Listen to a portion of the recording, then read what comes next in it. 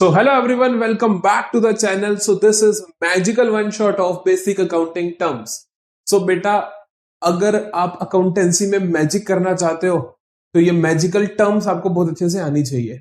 याद करो, मैंने आपको पहले ही बताया कि चैप्टर ये सब्जेक्ट अकाउंटेंसी बना ही क्यों है, यूनिफॉर्मिटी लाने के लिए कि ताकि सभी लोग सेम तरीके से पैसे का हिसाब किताब रखें।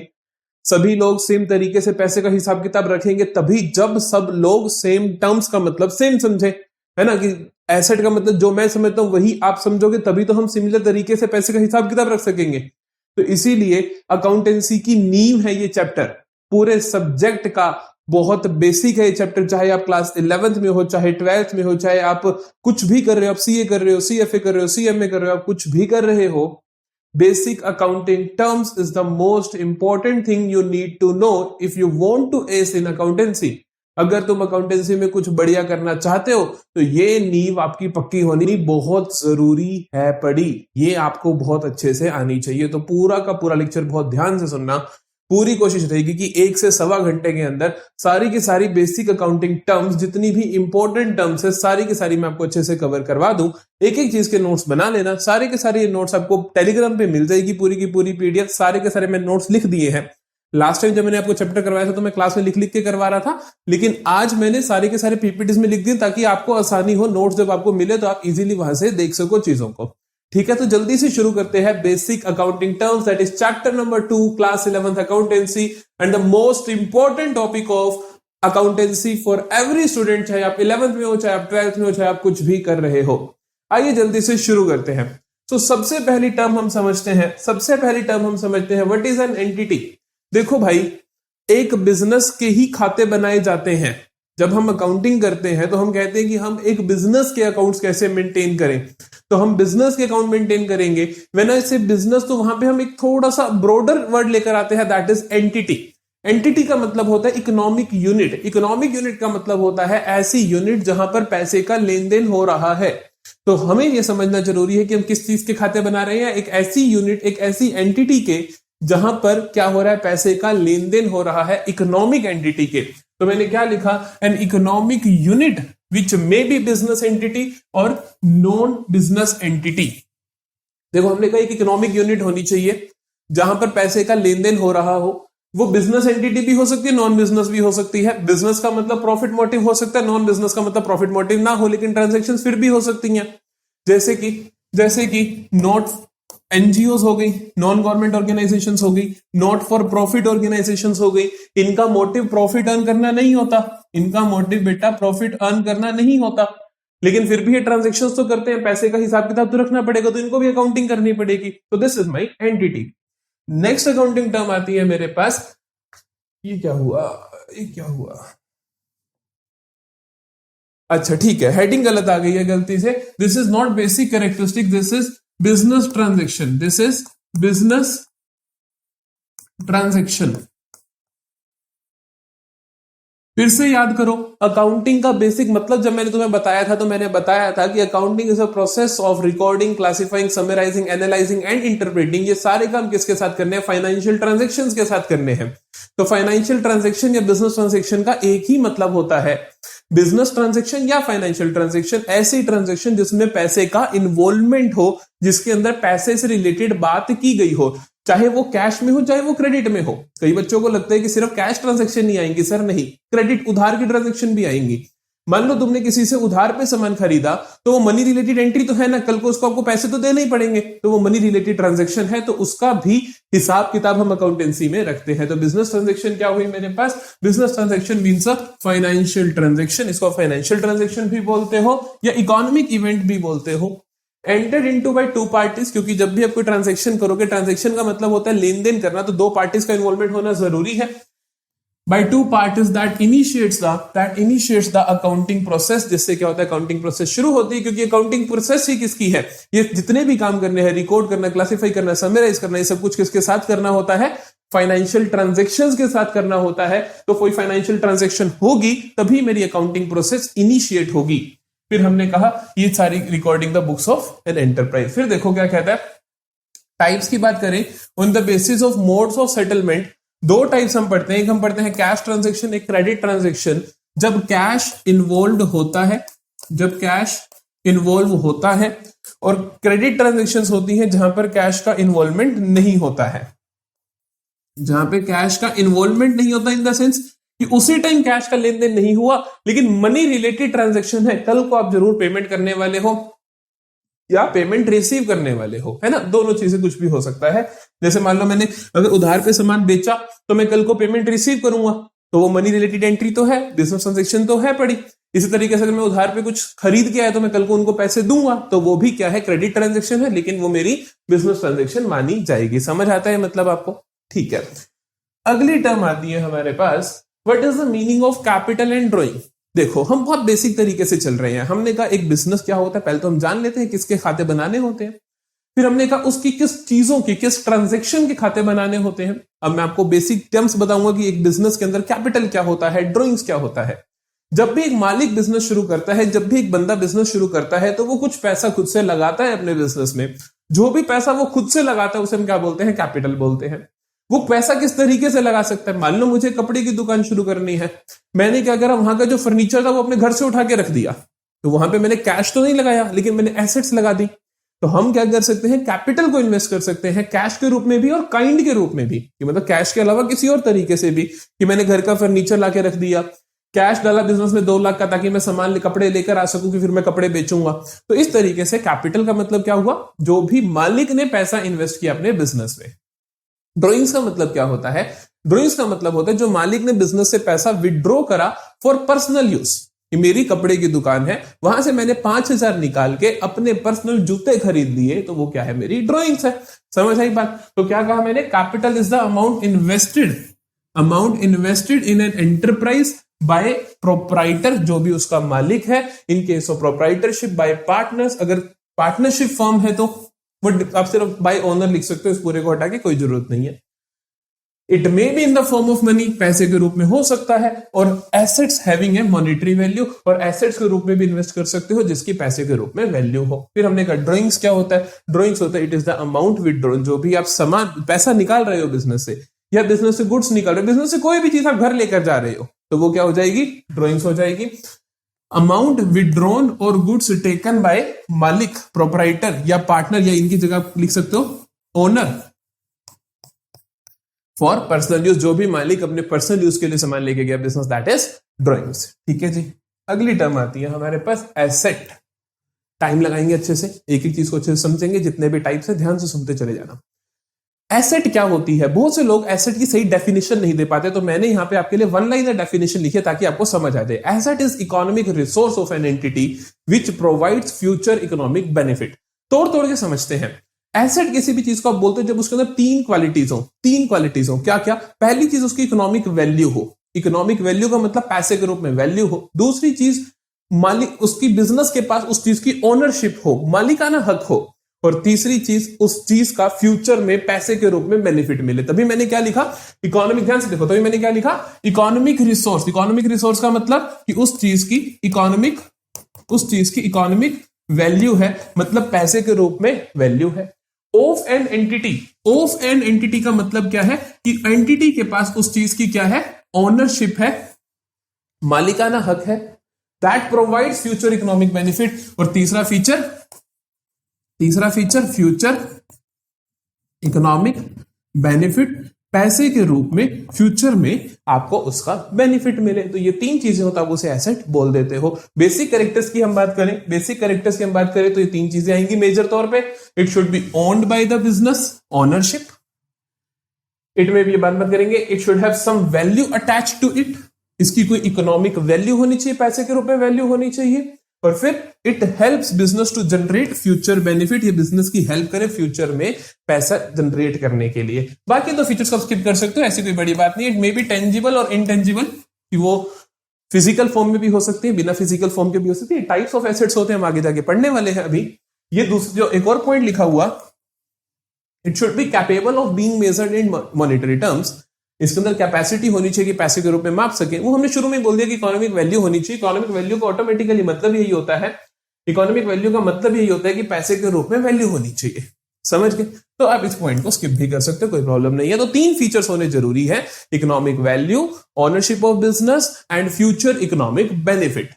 ठीक है जी, जल्दी से एक बार साथ साथ बोलो, मन में बोलो अपने, क्या क्या? इकोनॉमिक वैल्यू, इकोनॉमिक वैल्यू पैसे के रूप में वैल्यू, ओनरशिप ऑफ बिजनेस और फ्यूचर इकोनॉमिक बेनिफिट, है ना। चलो अब बात करते हैं what is the classification of assets.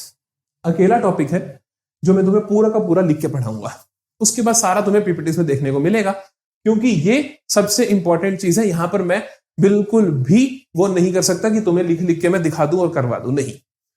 आपको ये टॉपिक साथ साथ लिखना है, बाकी सारा चाहिए आप वीडियो को सुन के स्क्रीनशॉट्स लेके रख सकते हो, कोई प्रॉब्लम नहीं है। ये सारे का सारा आपको लिखना है। What is the classification of assets, assets को हम कैसे कैसे बांटते हैं, बहुत ध्यान से सुनना।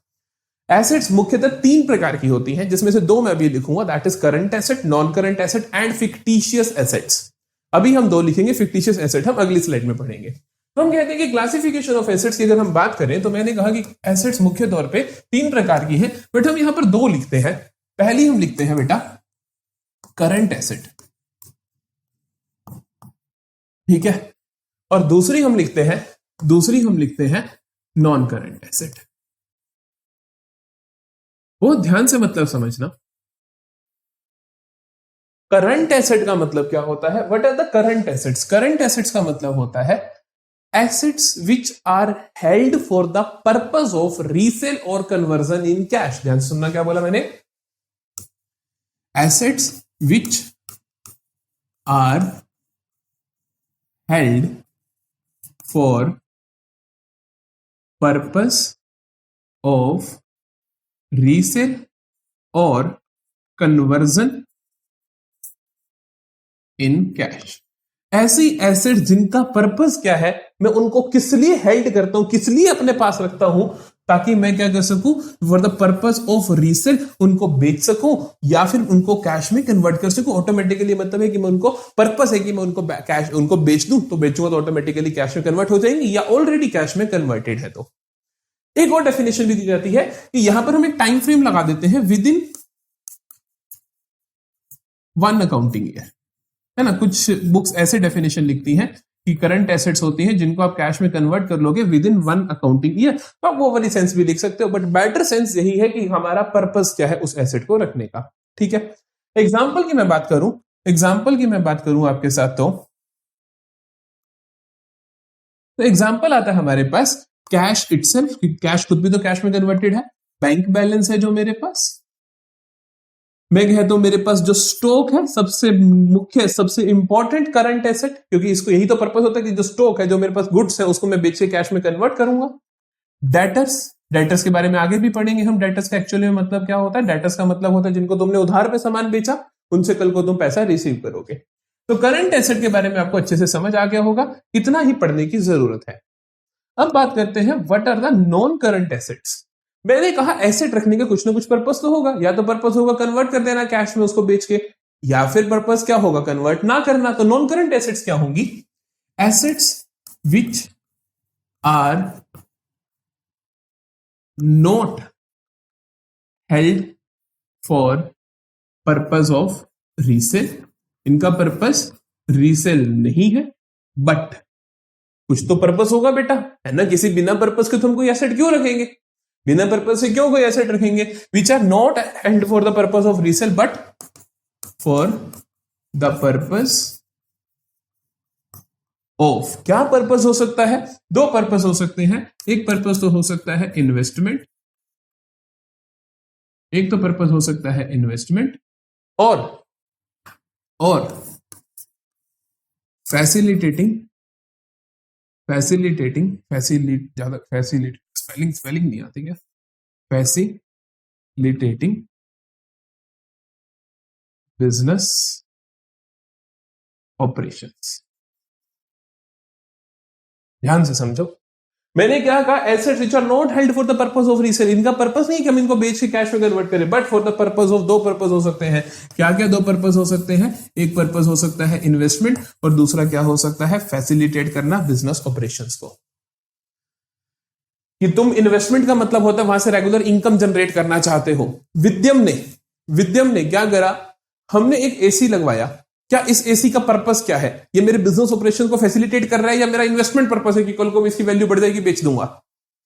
तो फैसिलिटेट करना है। विद्यम ने एक 2 लाख रुपए की एफडी करवा रखी है बैंक में, क्या पर्पस है उसका? बिजनेस ऑपरेशन को फैसिलिटेट करना या फिर उससे इनकम जनरेट करना, वो इन्वेस्टमेंट पर्पस है। तो आपको समझना होगा कि कुछ नॉन करंट एसेट्स होती हैं जिनका पर्पस होता है इन्वेस्टमेंट, और कुछ नॉन करंट एसेट होते हैं जिनका पर्पस होता है फैसिलिटेट करना बिजनेस ऑपरेशंस को।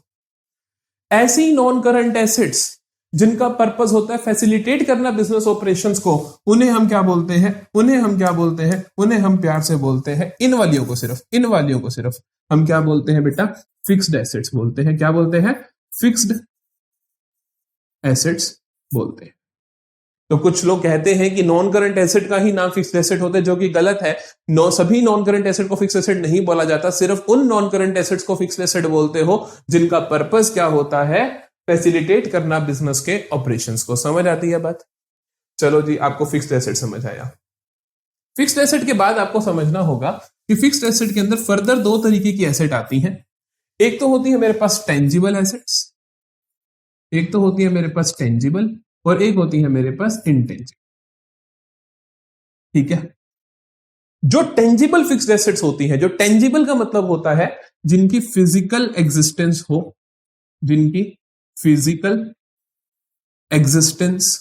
मतलब जिनको आप देख सकते हो, टच कर सकते हो। जिनको आप देख नहीं सकते, no touch, you can not touch, you can not see, मतलब जिनकी कोई फिजिकल एग्जिस्टेंस ही नहीं है, उन्हें तुम क्या बोलते हो? इनटेंजिबल एसेट्स बोलते हो। जल्दी से हर एक के एग्जांपल लिख लेते हैं। करंट एसेट्स के हमने एग्जांपल लिखे, इनके हमने एग्जांपल नहीं लिखे, जल्दी से एग्जांपल लिख लेते हैं सबके, ध्यान से देखना। नॉन करंट एसेट्स के एग्जांपल की मैं बात करूं, ऐसी एसेट जिनका पर्पस रीसेल करना नहीं है। आप जाते हो किसी कपड़े की दुकान पे, तो वहां जो कपड़े पड़े हैं वो कपड़े वाली दुकान के लिए क्या है? करंट के नॉन करंट? उन कपड़ों को बेच के कैश में कन्वर्ट करना चाहता है तो उनके लिए वो करंट एसेट है। लेकिन वहां पे उसने एसी लगवा रखा है, जो क्या वो कहते हैं कि दुकान में भैया जी एसी ले जाओ मेरा लगा हुआ? नहीं कहेगा ना। तो वो एसी क्या है उसके लिए? नॉन करंट एसेट है। समझ आ गई? तो नॉन करंट एसेट की एग्जांपल्स की मैं बात करूं तो इसके अंदर आ जाता है आपके पास furniture, AC, fittings, machinery, land, building, investments. समझते हो मेरी बात को?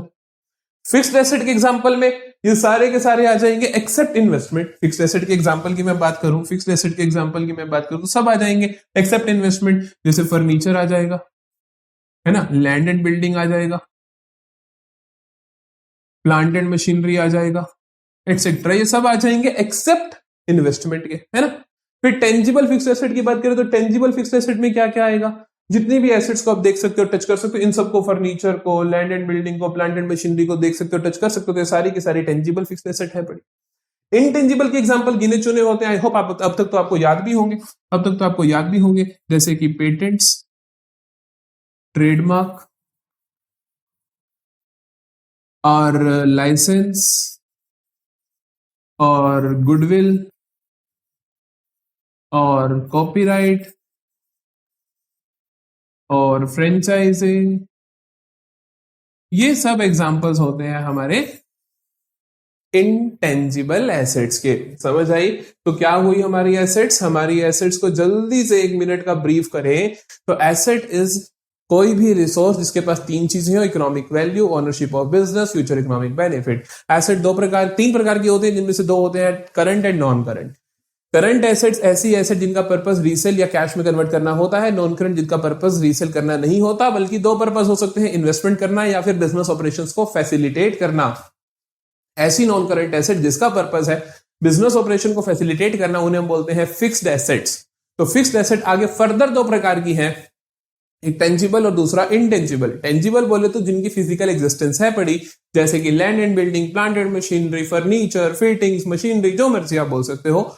इनटेंजिबल एसेट्स जिनकी फिजिकल एग्जिस्टेंस नहीं है। कौन भला? गुडविल, पेटेंट्स, ट्रेडमार्क, कॉपीराइट, ये सब क्या है? इनटेंजिबल एसेट्स है। समझते हो? अब अच्छा, ट्रेडमार्क, एक बात तो, ट्रेडमार्क क्या नॉन करंट एसेट है? क्या ट्रेडमार्क नॉन करंट एसेट है? बिल्कुल है सर, क्योंकि ट्रेडमार्क इंटेंजिबल है। इंटेंजिबल पार्ट होता है फिक्स्ड एसेट का, फिक्स्ड एसेट पार्ट होता है नॉन करंट एसेट का, है ना। समझते हो ना? इसी तरीके से कमेंट सेक्शन में बताओगे मुझे आप क्या क्या क्या plant and machinery non current asset का पार्ट है, हाँ कि ना? जल्दी से बताओगे, plant and machinery non current asset का पार्ट है, हाँ या ना? ठीक है, चलो एसेट्स हमें अब क्लियर हुई। अब एक रह गई थी फिक्टिशियस एसेट। फिक्टिशियस एसेट को बहुत ध्यान से समझना। फिक्टिशियस एसेट कहते हैं हम ऐसी एसेट जिनकी पैसे के रूप में वैल्यू नहीं होती, मतलब रियलाइजेबल वैल्यू नहीं होती, कि अगर हम आज ही बेचने चाहें तो ये बिकेंगी नहीं।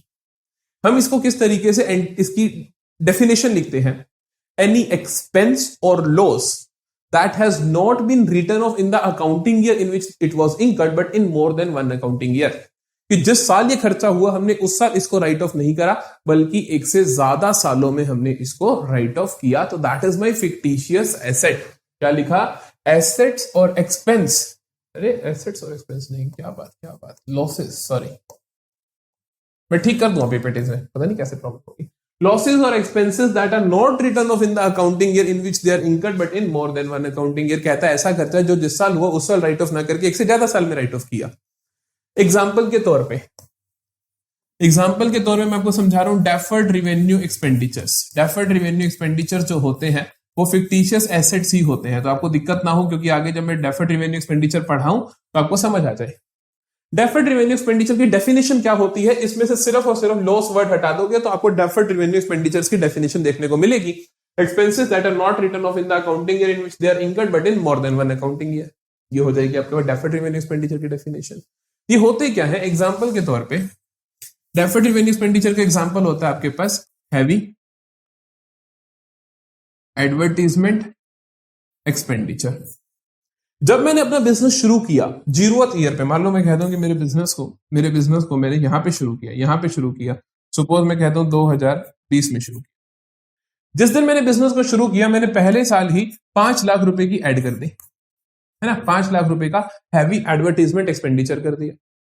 अब क्या मुझे इसका बेनिफिट सिर्फ उसी साल में मिलेगा? नहीं, मैं कहता हूं इसका बेनिफिट तो मुझे आने वाले 5 साल में मिलेगा, क्योंकि हर साल थोड़ी इतना खर्चा करना पड़ेगा, तो ओपनिंग है तो ओपनिंग तो ज्यादा ऐड करनी पड़ेगी। तो मैंने कहा कि इसका बेनिफिट मुझे आने वाले 5 साल में मिलेगा, तो मैं इसको पहले साल का खर्चा नहीं मानूंगा। ये नहीं मैं कि 2020-21 में ही कह दूंगा कि मेरा एक्सपेंस हो गया 5 लाख का, नहीं, मैं कहूंगा इसका बेनिफिट 5 साल तक मिलना है, तो मैं कहूंगा कि पहले साल तो मेरा खर्चा हुआ सिर्फ 1 लाख का।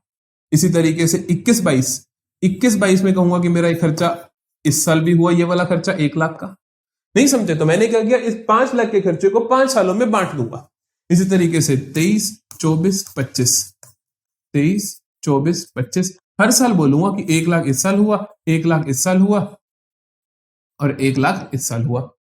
तो ये क्या हुआ, मैंने क्या करा, मेरा खर्चा जो इसी साल मैंने 5 लाख किया उसको मैंने आने वाले 5 सालों में राइट ऑफ किया, उसी साल राइट ऑफ नहीं किया, तो उसको मैंने अपने 5 भागों में दिखा दिया। समझ गए? तो ये होता है मेरा फिक्टिशियस एसेट, या मैं बोलूं डेफर्ड रिवेन्यू एक्सपेंडिचर्स। इसी तरीके से ये तो एग्जाम्पल हो गया इसके एक्सपेंस का। इसी तरीके से लॉसेस का एग्जाम्पल होता है, loss on issue of shares नहीं, issue of debentures. Shares issue करते हुए लॉस नहीं होता। बस आप ये एग्जाम्पल ध्यान रख लो, इतना भी आपके लिए बहुत है। जैसे आप 12th क्लास में जाओगे आपको समझ भी आ जाएगा कि क्यों होता है और क्या। समझ के 2 एग्जाम्पल बताए मैंने, loss on issue of debentures और डेफर्ड रेवेन्यू एक्सपेंडिचर, जिसके अंदर हैवी एडवर्टीजमेंट एक्सपेंस की हम ज्यादातर बात करते हैं और वो किस तरीके से राइट ऑफ किया जाता है मैंने आपको सिखा दिया। ठीक है, तो हमारा फिक्टिशियस एसेट क्लियर है, डेफर्ड रेवेन्यू एक्सपेंडिचर्स भी क्लियर है। चलो जी, फिर आती है मेरे पास टर्म दैट इज लायबिलिटी, क्योंकि यही तो इंपॉर्टेंट टर्म्स है। Capital, drawing, asset, liability. पूरी अकाउंटेंसी में क्या है? Asset, liability. लायबिलिटी का मतलब क्या होता है? एसेट का मतलब था कि जो हमारे पास चीजें हैं, लायबिलिटी का मतलब होता है जो हमने लोगों को देना है। एक बिजनेस के लिहाज से, एक बिजनेस के नजरिए से आप देखो तो बिजनेस ने किस किस को पैसा देना है, दैट इज द लायबिलिटी। क्या लिखा हमने? Liability means amount of money a business owes to others. Business ने कितना पैसा किसको देना है, दैट इज बिजनेस की लायबिलिटी, बिजनेस की responsibility. It is the responsibility of business to pay this money in the future, की बिजनेस को फ्यूचर में यह पैसा देना है। बिजनेस की जो भी लायबिलिटीज होती हैं वो बेसिकली 2 प्रकार से होती हैं। व्हेन आई से 2 टाइप्स, तो इसके 2 बेसिस पे है। 2 बेसिस पे मैं बेसिस बता देता हूं आपको। पहला बेसिस है होम टू पे, कि सर पे करना किसे है, पहला बेसिस है हुम टू पे, कि पे करना किसे है, किसे पे करना है उसके हिसाब से दो तरीके की लाइबिलिटीज होती हैं। एक होती है इंटरनल लाइबिलिटीज और एक होती है एक्सटर्नल लाइबिलिटीज। देखो बिजनेस ने जो पैसा देना है वो किस किस को देना है, एक मुख्य तौर पे जो देना होता है पैसा बिजनेस ने, वो देना होता है मालिक को, क्योंकि मालिक ने बिजनेस शुरू किया था। याद करो जब ओनर ने बिजनेस शुरू किया तो उसने कैपिटल इन्वेस्ट करी थी, तो अब बिजनेस का मोटिव है कि वो कैपिटल उसको कल को वापस करनी है, तो वो उसकी इंटरनल लाइबिलिटी है। इंटरनल लाइबिलिटी टुवर्ड्स किसके होती है, टुवर्ड्स किसके होती है, ओनर के होती है। किसके होती है, टुवर्ड्स ओनर ऑफ बिजनेस के। एग्जाम्पल क्या है इसका, एक ही एग्जाम्पल है, दैट इज कैपिटल, है ना, और कोई एग्जाम्पल नहीं है, क्योंकि मालिक जो पैसा लगाता है उसको बोलते ही तुम कैपिटल। एक्सटर्नल लाइबिलिटी वहीं पे क्या होती है, एक्सटर्नल लाइबिलिटी होती है टुवर्ड्स अदर्स। अदर्स बोल दो या आप इनको थर्ड पार्टीज बोल देते हो, या आप इनको क्या बोल देते हो, टुवर्ड्स थर्ड पार्टी। जो थर्ड पार्टीज है उनके टुवर्ड्स जो बिजनेस की लाइबिलिटी है that is external liability. Example के तौर पे और किसी को भी बिजनेस ने पैसा देना है, जैसे कि बैंक लोन, क्रेडिटर्स, क्रेडिटर्स का मतलब होता है जिनसे तुमने उधार पे सामान खरीदा, एक्सेट्रा। ठीक है, तो ये क्या होती है बिजनेस की एक्सटर्नल लाइबिलिटी। तो हमें कहा लाइबिलिटी को बांटना हो तो पहला बेसिस क्या है, हुम टू पे, कि किससे पेमेंट करनी है, उसके बेसिस पे दो तरीके की लाइबिलिटी, इंटरनल और एक्सटर्नल। अब बात करते हैं व्हेन टू पे। दूसरा बेसिस क्या है आपके पास, ये ए बेसिस है। दूसरा बेसिस क्या है आपके पास, व्हेन टू पे, कि पेमेंट करनी कब है। इसके बेसिस पे दो तरीके की लाइबिलिटी होती है, करंट और नॉन करंट। ठीक है, जैसे करंट और नॉन करंट एसेट्स, ऐसे करंट और नॉन करंट लाइबिलिटीज है। नेक्स्ट स्लाइड में इन्हीं दोनों के बारे में जिक्र होगा। देखो तो करंट लाइबिलिटीज क्या है, तो करंट लाइबिलिटीज क्या है, करंट लाइबिलिटीज होती है ऐसी लाइबिलिटीज व्हेन टू पे, व्हेन टू पे मतलब उनकी पेमेंट करनी कब है, उस हिसाब से दो पार्ट्स है। तो करंट लाइबिलिटीज क्या होती है, ऐसी लाइबिलिटीज जो मेरे को विद इन 1 अकाउंटिंग ईयर पे करनी है, जो एक साल के अंदर अंदर पे करनी है। अकाउंटिंग ईयर का मतलब क्या होता है कि बेसिकली 1 अप्रैल से 31 मार्च जिस हिसाब से आपके खाते बन रहे हैं। ठीक है, तो मेरे को एक साल के अंदर अंदर जो भी पैसा पे करना है दैट इज करंट लायबिलिटी, और जो भी पैसा मुझे एक साल के बाद पे करना है, जो उसके बाद पे करना है that is my non current liability. आप देख सकते हो, तो हमने कहा कि current liabilities refer to liabilities which are payable within a short period of time, usually 1 year और लेस, जो एक साल के अंदर अंदर पे करना है। ठीक है, they are related to normal day to day activity, trade activity से रिलेटेड होते हैं। एग्जांपल के तौर पे क्रेडिटर्स, जिससे मैंने सामान उधार पे लिया, बैंक ओवरड्राफ्ट, अगर मैंने बैंक से फालतू पैसे ले रखे हैं तो, बिल्स पेबल, अभी थोड़ा सा आगे जाओगे तो समझ आ जाएगा, अभी मैं समझाऊंगा इस टर्म। ठीक है, तो ये क्या होती है मेरी करंट लायबिलिटीज होती है। Non current liabilities which are to be paid after a long period, usually more than 1 year, एक साल से ज्यादा होता है। They do not arise normal day to day activities के लिए नहीं होती है ये। Long term loan, debenture, debentures भी होता है लॉन्ग टर्म लोन, जब कंपनी लेती है लोगों से तो वो डिबेंचर्स बोल देती है उसको।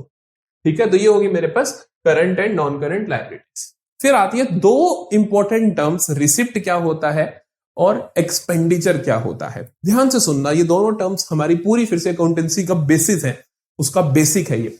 रिसिप्ट का बेसिक मतलब जानो तो रिसिप्ट का बेसिक मतलब होता है अमाउंट रिसीव्ड, और जो रिसीव हो गया है, या फिर रिसीवेबल, अमाउंट रिसीव हो गया है या रिसीव होना रहता है, दैट इज योर रिसिप्ट।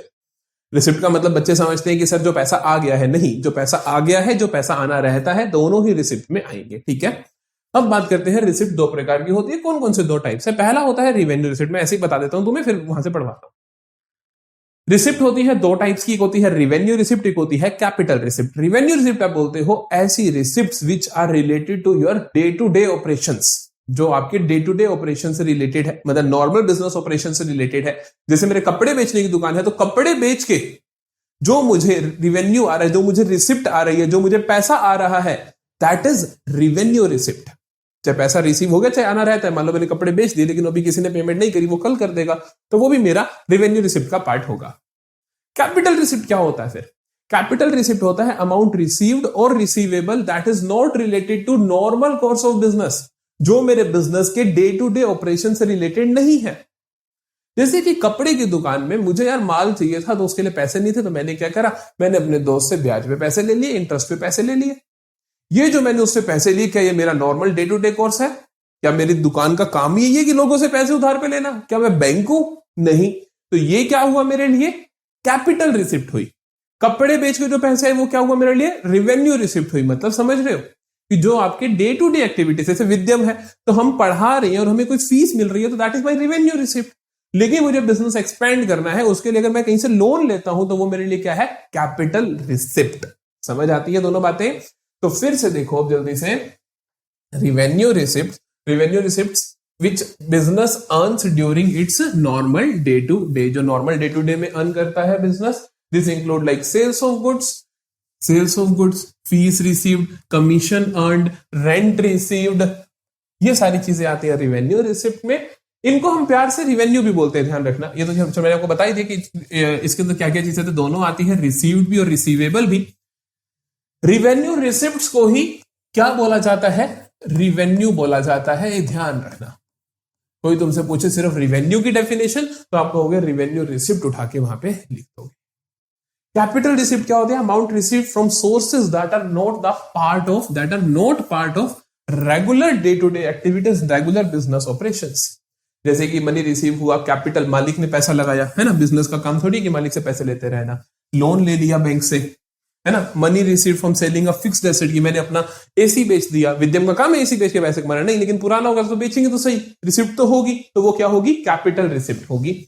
इसके अंदर भी दोनों चीजें आती हैं, रिसीव्ड भी और रिसीवेबल। ठीक है, समझ आया? रेवेन्यू रिसिप्ट और कैपिटल रिसिप्ट बांटना जरूरी इसलिए होता है ताकि हम समझ सकें कि कौन सी रिसिप्ट हमारे बिजनेस ऑपरेशन से रिलेटेड है और कौन सी हमारी बिजनेस ऑपरेशन से रिलेटेड नहीं है। लेकिन अकाउंटिंग उनकी भी करनी है, ये नहीं कि इनकी अकाउंटिंग नहीं करेंगे, इनकी अकाउंटिंग भी करेंगे। ये जो कैपिटल रिसिप्ट्स होती हैं, इनसे हमारा ना एसेट लायबिलिटी अफेक्ट होता है, एसेट लायबिलिटी अफेक्ट होता है नॉन करंट फॉर्म का। कि जैसे आपने लोन लिया तो आपकी नॉन करंट लायबिलिटी बन गई, है ना, कैपिटल रिसिप्ट हुई। तो इसी तरीके से आपने मालिक से पैसा लिया तो कैपिटल पे इंपैक्ट चला गया, तो ये हमारी नॉन करंट एसेट लायबिलिटी को इंपैक्ट करता है, ये ध्यान रख सकते हो आप। अगली चीज आती है एक्सपेंडिचर्स। एक्सपेंडिचर्स का मतलब भी अमाउंट पेड और पेबल। अमाउंट पे कर दिया है या अमाउंट पे करना रहता है तो वो क्या होगा आपके लिए? एक्सपेंडिचर होगा। एक्सपेंडिचर फिर से दो प्रकार का, रिवेन्यू एक्सपेंडिचर और कैपिटल एक्सपेंडिचर। रिवेन्यू एक्सपेंडिचर आप बोलते हो ऐसे खर्चे जो आप normal day to day course of business में करते हो, लेकिन इसकी बेहतर डेफिनेशन ये होती है कि revenue expenditures are the expenditures जिनका बेनिफिट तुम्हें 1 साल तक ही मिलेगा, that is revenue expenditure. Capital expenditure जिसका बेनिफिट 1 साल से ज्यादा मिलेगा। ये डिजिटल बोर्ड खरीदा, इसका फायदा क्या लगता है? 1 साल मिलेगा, 1 साल से ज्यादा मिलेगा, तो ये क्या है मेरे लिए? कैपिटल एक्सपेंडिचर है। कैमरा खरीदा, ज्यादा टाइम मिलेगा, कम मिलेगा, कैपिटल एक्सपेंडिचर है ना।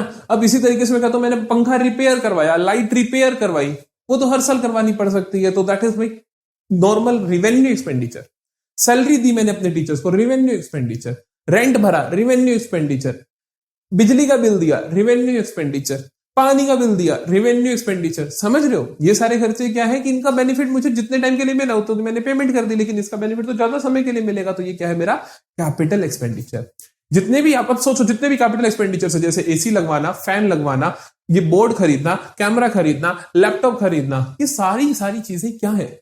सारी की सारी चीजें आपकी नॉन करंट एसेट्स है। तो हमें समझ आया कि कैपिटल एक्सपेंडिचर्स में जब भी करते हो तो नॉन करंट एसेट बढ़ती है। या फिर मान लो मैंने कोई लोन चुका दिया, हर साल थोड़ी चुकाऊंगा भाई, लोन चुका दिया अगर मैंने, तो that is my again capital expenditure. Liability कम हो जाए, नॉन करंट एसेट बढ़ जाए या नॉन करंट लायबिलिटी कम हो जाए, तो that is my capital expenditure. समझ आई? तो रिवेन्यू एक्सपेंडिचर क्या हुआ? The money spent on day to day running of the business, या बेटर क्या लिखो आप किसको, कि विच आर, जिसके बेनिफिट मुझे 1 साल में खत्म हो जाते हैं, वो रेवेन्यू एक्सपेंडिचर है। For example salary, rent, electricity, repairs etcetera. ये सारे जाते का है प्रॉफिट एंड लॉस अकाउंट में। अभी इसकी बात ज्यादा जरूरी नहीं है, अभी आप सिर्फ टर्म समझ रहे हो। तो कैपिटल एक्सपेंडिचर क्या होता है? Spent on buying fixed asset खरीदना, जैसे कि बिल्डिंग खरीद लेना, मशीन खरीद लेना, फर्नीचर खरीद लेना, जैसे मैंने आपको कहा पंखा खरीद लेना, बोर्ड खरीद लेना, these assets are used in the business for many years, एक साल से ज्यादा यूज होता है। कैपिटल एक्सपेंडिचर का हम बैलेंस शीट में शो करते हैं बेसिकली एसेट्स में या फिर लाइबिलिटी रिड्यूस करने में। मैंने आपको जैसे बताया कि लोन वापस कर दिया तो, या फिर लाइबिलिटी रिडक्शन के लिए, लाइबिलिटी को रिड्यूस कर देने के लिए। मतलब समझ आया? रिसिप्ट्स एंड एक्सपेंडिचर्स क्या होते हैं, क्या क्या टाइप्स होते हैं। एक्सपेंडिचर का तीसरा टाइप भी होता है एक्सपेंडिचर का, that is deferred revenue expenditure, जिसकी बात हमने पहले फिक्टिशियस एसेट में ही कर ली है, तो आप वहीं से इसकी डेफिनेशन लिख सकते हो। एक्सपेंसेस जिनको हम उसी साल राइट ऑफ नहीं करते जिस साल हमने खर्चा किया, बल्कि एक से ज्यादा सालों में राइट ऑफ करते हैं। एग्जांपल के तौर पे आप कह सकते हो एडवर्टीजमेंट सस्पेंस अकाउंट या हैवी एडवर्टीजमेंट एक्सपेंडिचर, दोनों सेम ही चीज के नाम होते हैं। ठीक है जी, चलो रिवेन्यू वर्सेस एक्सपेंस। एक चीज मैंने आपको बताया था, रिवेन्यू क्या होता है, रिवेन्यू रिसिप्ट को रिवेन्यू बोलते हो, और रिवेन्यू एक्सपेंडिचर्स को एक्सपेंस बोलते हो। क्या कहा मैंने? रिवेन्यू रिसिप्ट्स को रिवेन्यू बोलते हो और रिवेन्यू एक्सपेंडिचर्स को एक्सपेंस बोलते हो। तो सॉर्टेड है, बहुत सिंपल है ना? आपको समझ आएगा रिवेन्यू और एक्सपेंस में क्या डिफरेंस होगा। तो रिवेन्यू क्या हुआ? Revenue means income earn business through it's regular operations. Revenue receipt की डेफिनेशन लिख दो कि जो भी हमने कमाया थ्रू रेगुलर ऑपरेशन से। इसके अंदर आता क्या क्या है? Sales, fees, rent received, commission received, है ना, ये सारी चीजें आती हैं। वहीं पे देखो मैं लिखा भी सही कि रिवेन्यू का मतलब रिवेन्यू रिसिप्ट। एक्सपेंस का मतलब क्या होता है? Expense means cost incurred to earn revenue, या आप ये भी लिख सकते हो which are cost incurred in day to day operations, जो डेली रोजाना के ऑपरेशंस में आप खर्चा करते हो। जो भी आप day to day normal operation में खर्चा करते हो, उसका ऑटोमेटिकली मोटिव होता है कि आप उससे कमाई कर सको। जैसे मान लो मैं बिजली का बिल भर रहा हूं, तो मोटिव क्या है कि मैं तुम्हें पढ़ा सकूं और कमाई कर सकूं, है ना। मैं मान लो पानी का बिल भर रहा हूं, तो मैं इसलिए भर रहा हूं कि यहाँ पे जो मेरे पास बच्चे आते हैं वो पानी पी ले और मेरे को पैसे दे दे। तो बेसिकली क्या है कि जो भी ये डे टू डे ऑपरेशन से खर्चे होते हैं वो सारे के सारे रिवेन्यू अर्न करने के लिए होते हैं। तो हम ये इस तरीके से भी पुट कर सकते हैं, such as salary, rent paid, जितने भी खर्चे आपको लगते हैं, advertisement, electricity bill, water bill, जो भी है, एक्सपेंसेस रिवेन्यू एक्सपेंडिचर्स को ही तुम बोलते हो। ठीक है, कोई प्रॉब्लम तो नहीं यहां तक? ठीक है, वो कहां गई? चार इंपॉर्टेंट चीजें आएंगी ना, ये रही। ठीक है, पहले हम यही करते हैं, फिर हम परचेज सेल पे चलेंगे।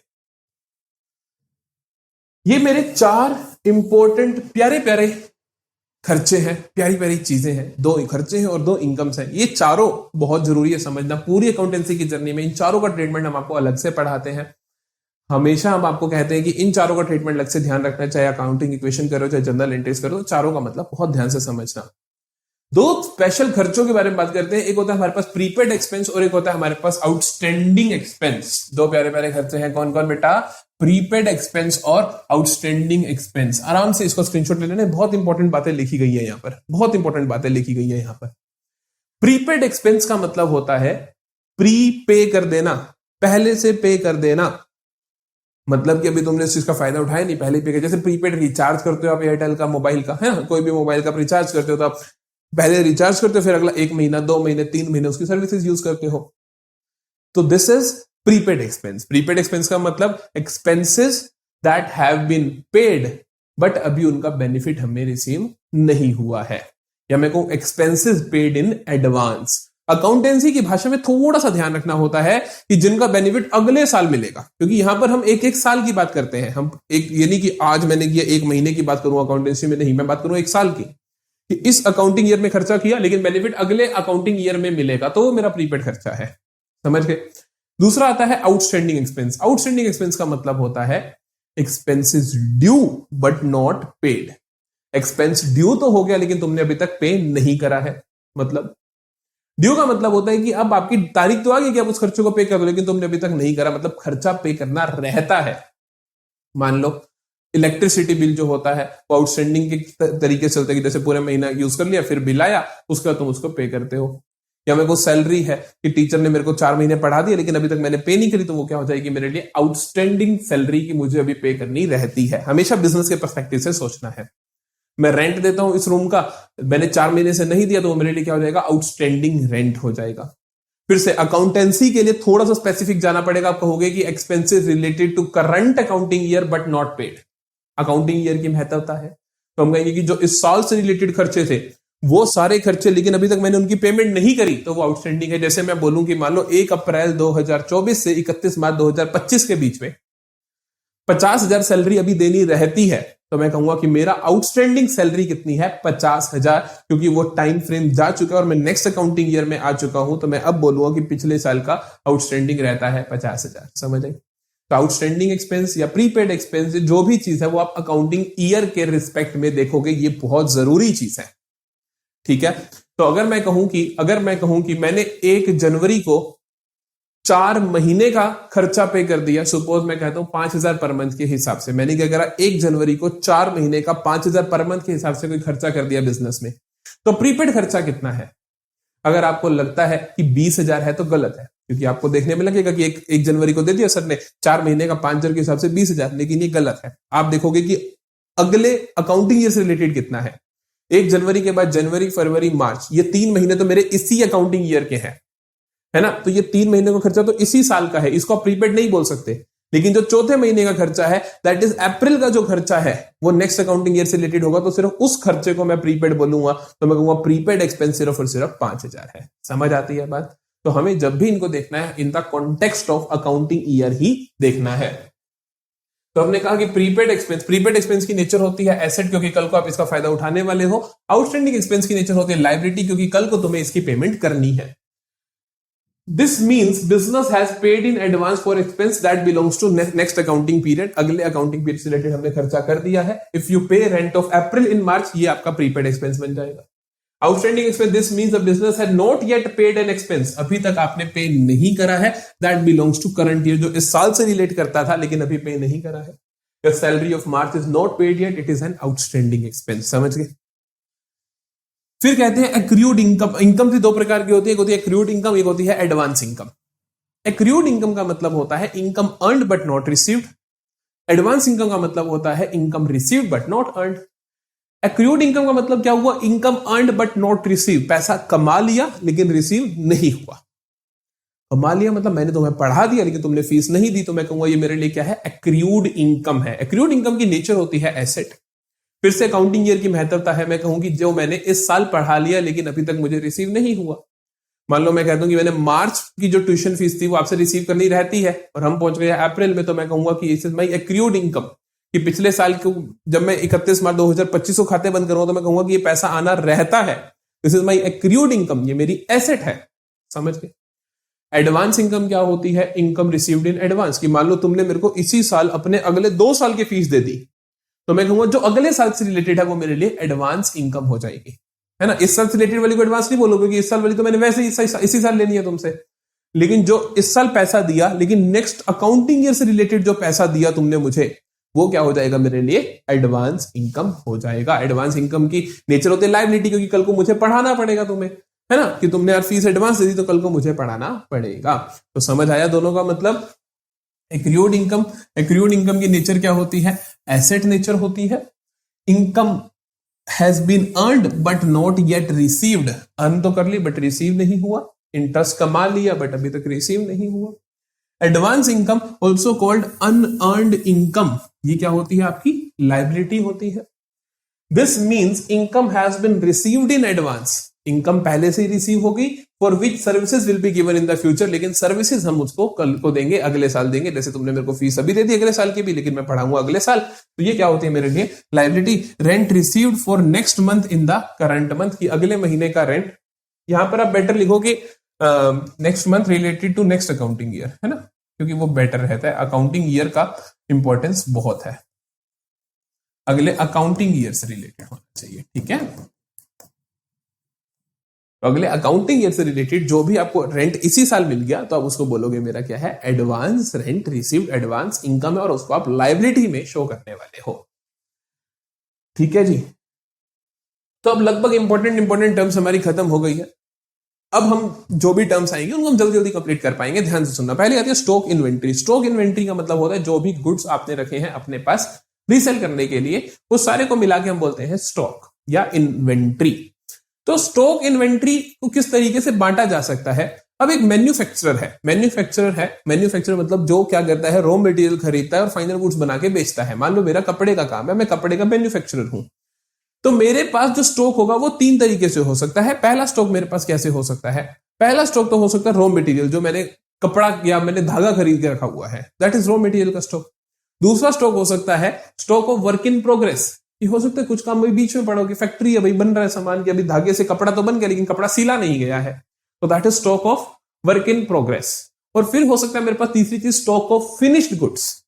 फिनिश्ड गुड मतलब कि मैंने बना भी दिया, तैयार पड़े हैं, माल तैयार हो गया, बिल्कुल वो तैयार पड़ा है, अभी भी बिका नहीं है, तो दैट इज मेरे पास स्टॉक ऑफ फिनिश्ड गुड। समझ आई? तो 3 तरीके के स्टॉक हो सकते हैं, एक मैन्युफैक्चरर के पास, ठीक है, एक रिटेलर के पास जिसका काम यही है कि खरीदना और आगे बेचना, उसके पास एक ही तरीके का स्टॉक होगा, रॉ मटेरियल नहीं हो सकता क्योंकि उसका बनाना काम ही नहीं है, वर्क इन प्रोग्रेस भी नहीं हो सकता, उसके पास होगा सिर्फ और सिर्फ स्टॉक ऑफ फिनिश्ड गुड्स, कि वो फिनिश्ड गुड्स मतलब बने बनाए माल खरीदता है, बना बनाए माल बेच लेता है, तो उसके पास एक ही तरीके का स्टॉक होगा, ये कोई बड़ी बात नहीं है।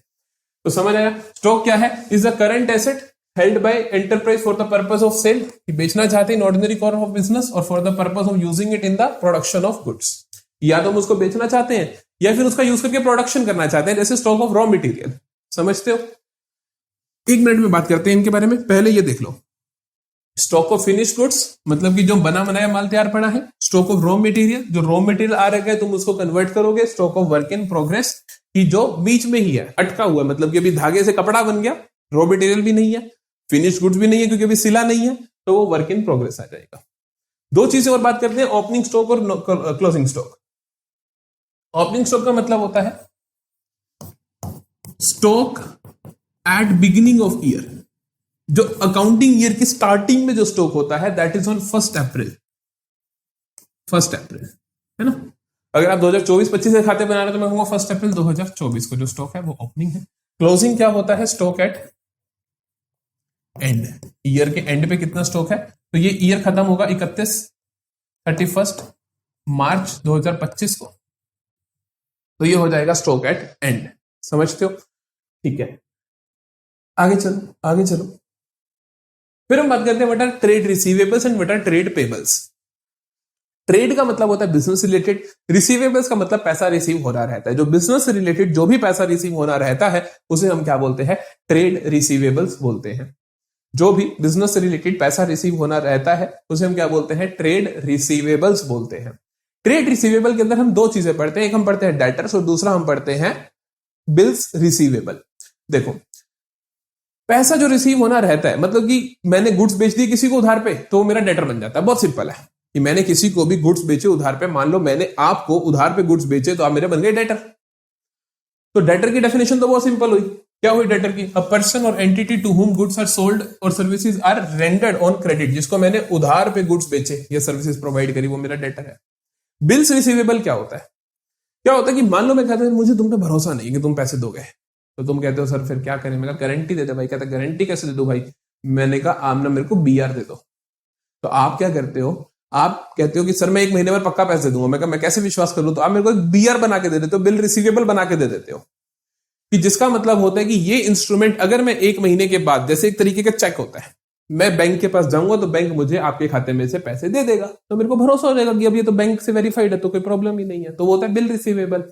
तो जब debtor bill of exchange accept कर लेता है तो वो क्या बन जाता है? Bill receivable. जैसे ही आपने बिल ऑफ एक्सचेंज एक्सेप्ट का मतलब होता है आपने साइन कर दिया, आपने जैसे बिल ऑफ एक्सचेंज एक्सेप्ट करा, आप मेरे डेटर नहीं रहे और बीआर बन गए, बिल रिसीवेबल बन गए। बस इतना ही फर्क है, समझ गए?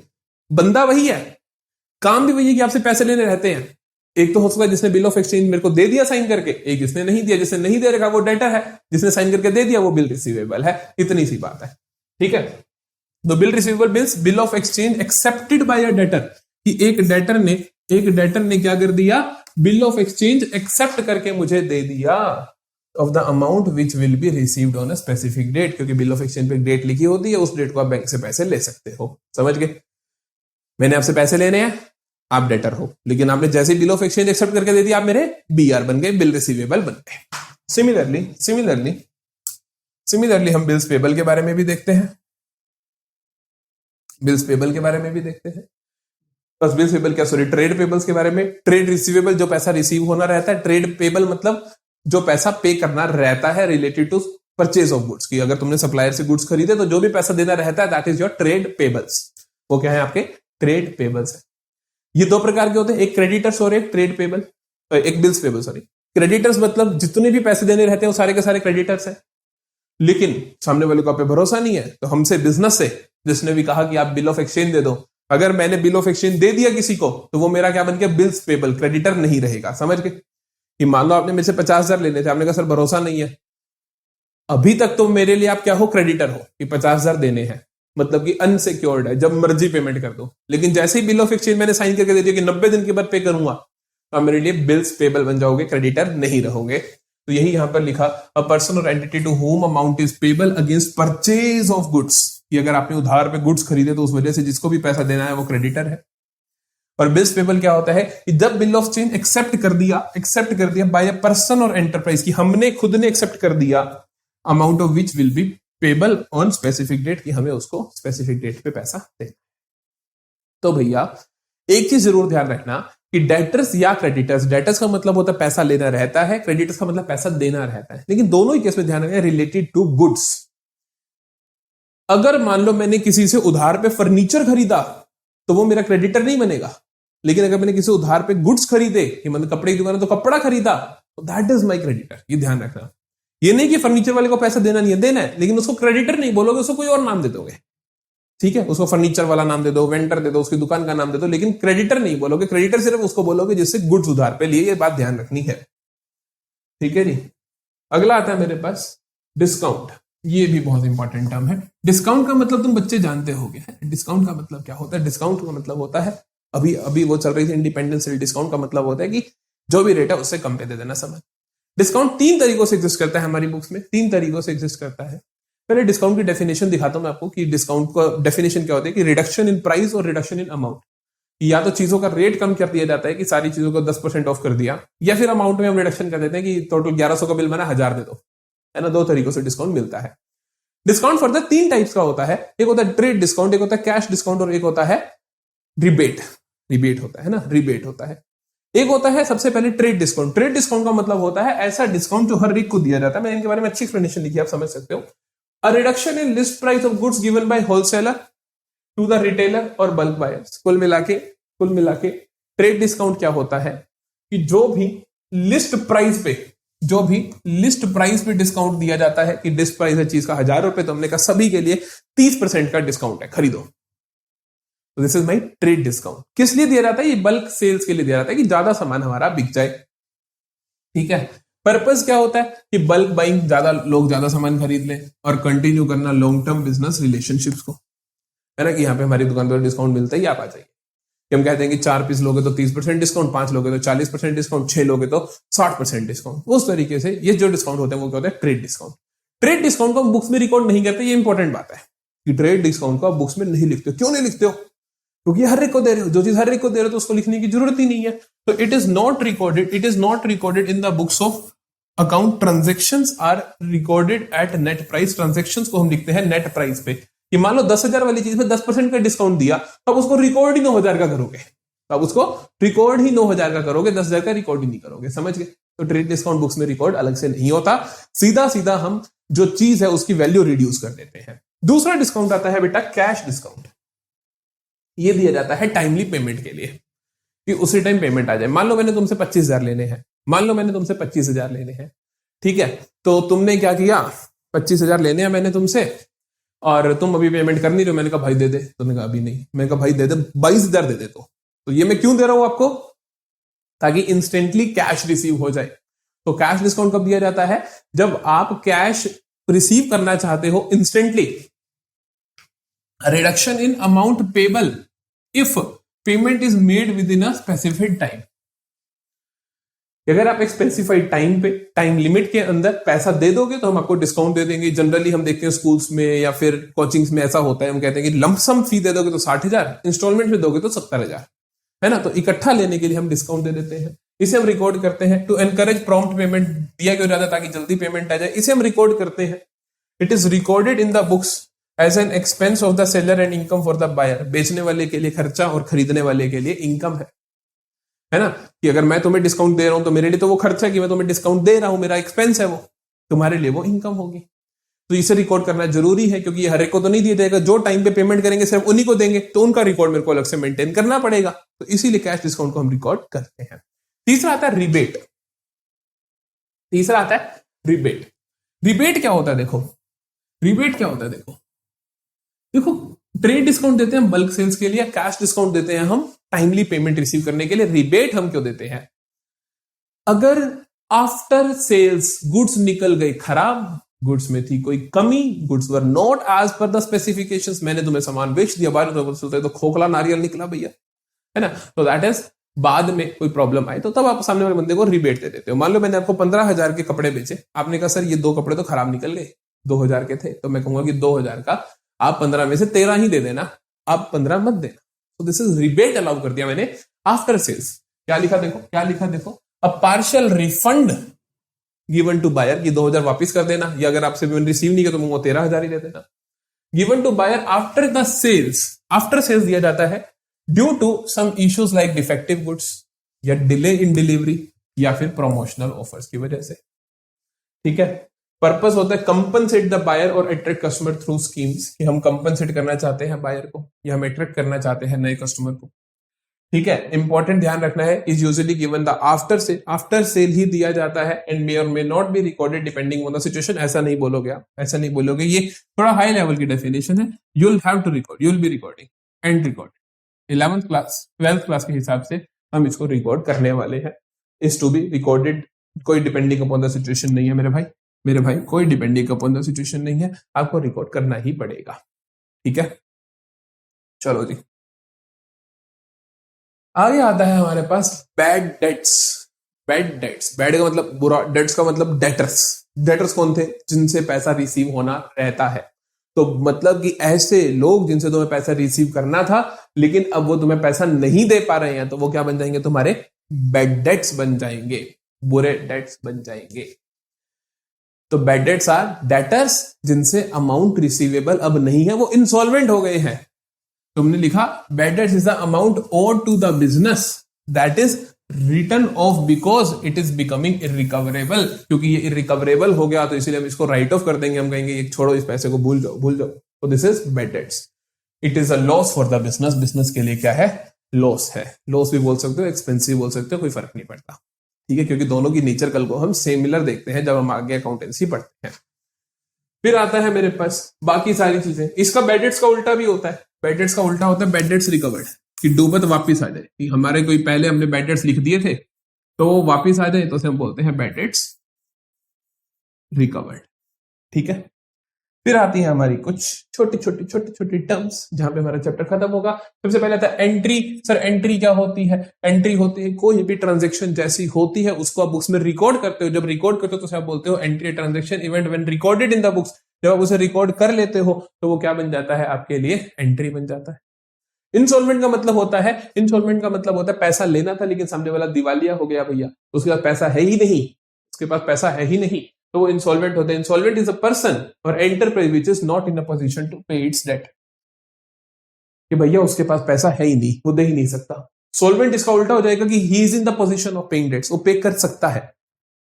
प्रोपराइटर मालिक ऑफ द बिजनेस है ना, owner of the business, the person who invest amount in the business and bears all the losses, जो भी रिस्क हो, और जो इंजॉय करता है ऑल द प्रॉफिट। ऐसा लिखते हैं हम कि he bears all the risks and enjoys all the profit, सारे के सारे प्रॉफिट को एंजॉय वही करता है और जो लॉस होता है उसको सहन भी वही करता है। फाइनेंशियल स्टेटमेंट्स, फाइनेंशियल स्टेटमेंट होती है बेटा जो भी आप खाते बनाते हो at the end of accounting year, जैसे ही साल खत्म होता है आप फाइनेंशियल फाइनल अकाउंट्स बनाते हो। अकाउंटेंसी का पर्पस होता है, अकाउंटिंग के पर्पस में तुमने पढ़ा था कि फाइनेंशियल परफॉर्मेंस जानना और फाइनेंशियल पोजीशन जानना, फाइनेंशियल परफॉर्मेंस जानना और फाइनेंशियल पोजीशन जानना। तो परफॉर्मेंस का मतलब प्रॉफिट लॉस जानना, पोजीशन का मतलब बैलेंस शीट जानना। तो ये दोनों चीजें फाइनेंशियल स्टेटमेंट्स का पार्ट होती हैं जो भी ईयर एंड पे बनाया जाता है। हम ईयर एंड पे बनाते हैं फाइनेंशियल स्टेटमेंट जिसके अंदर दो चीजें आती हैं, P&L अकाउंट और बैलेंस शीट। ये दोनों चीजें आप समझ सकते हो फाइनेंशियल स्टेटमेंट क्या होती है। और आपकी 11th क्लास की बुक का लास्ट चैप्टर वही है जहां पे तुम बहुत परेशान होगे, मजा आएगा लेकिन। तो दैट इज फाइनेंशियल स्टेटमेंट्स। ठीक है, चलो तो यहां पर हम आते हैं end of basic accounting terms. अगर यहां तक पहुंच गए हो तो प्लीज बताकर जाना कि कैसा लगा ये लेक्चर, क्योंकि हम बहुत मेहनत करके लेक्चर्स बना रहे हैं आप लोगों के लिए, बहुत मेहनत करके मैजिकल वन शॉट सीरीज लाए हैं आपके लिए। पूरी की पूरी सीरीज फॉलो करनी है आपको, सारे के सारे लिंक्स डिस्क्रिप्शन में मिल जाएंगे। अगर आप इन डिटेल वीडियोस करना चाहते हो सभी चीजों की, सभी चैप्टर्स की, accountancy, economics, business studies class 11th and class 12th की, तो आपको फिर से डिस्क्रिप्शन में सभी प्लेलिस्ट के लिंक मिलेंगे, जाके चेकआउट कर सकते हो। अच्छे से पढ़ते रहो, मजे में पढ़ो, ऐसे स्ट्रेस लेके मत पढ़ाई करो और खुश रहो। मिलेंगे अगले वीडियो में, तब तक के लिए बाय।